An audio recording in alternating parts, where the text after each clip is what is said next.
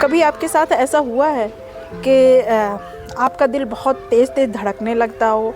और दिमाग में बस एक ही बात रिपीट होती है, बार बार वही बातें रिपीट होती हैं और आपको लगेगा आपकी सांसें भी थमने लगेंगी,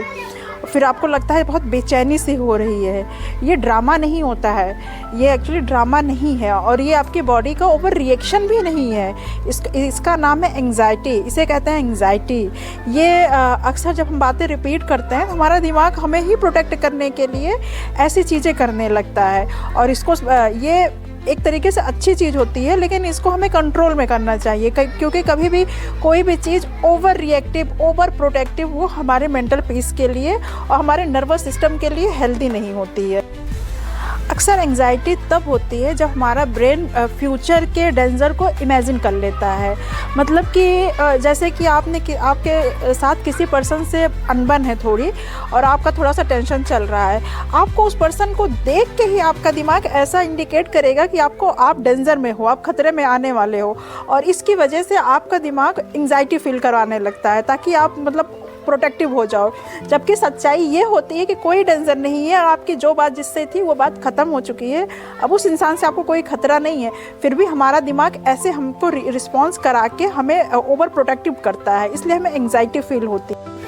एंग्जाइटी में दिमाग को ये लगता है कि कुछ खतरा है, कुछ डेंजर है और उस डेंजर को इमेजिन करके वो अपने आप को ओवर प्रोटेक्टिव करने लगता है और इसके सिम्टम होते हैं कि हमारा चेस्ट जो है वो रेस्टलेस फील होता है, माइंड निगेटिव थॉट बार बार रिपीट करता है और हमें सांसें भी थोड़ी सी अजीब होने लगती हैं और अंदर से थोड़ी सी बेचैनी, मतलब कि अजीब सा हमारे दिल में अजीब सी फीलिंग आने लगती है। तो ये हमारे सिम्टम होते हैं एंग्जाइटी के। लेकिन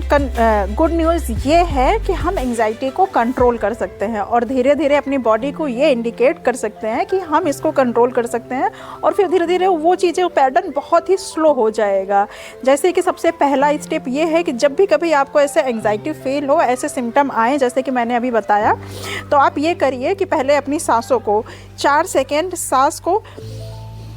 लीजिए धीरे धीरे और उसके बाद 4 सेकेंड अपनी सांस को होल्ड करिए और फिर 6 सेकंड धीरे धीरे अपनी सांस को रिलीज़ करिए। इससे आपके ब्रेन को बहुत ही पॉजिटिव इन्फॉर्मेशन मिलता है कि कोई ख़तरा नहीं है, सब कुछ ठीक है और आपका नर्वस सिस्टम थोड़ा सा काम होता है और एंजाइटी से तुरंत रिलैक्स मिलता है। एंजाइटी दूर करने के लिए दूसरा सोल्यूशन ये है कि हमें 5 चीज़ें करनी है।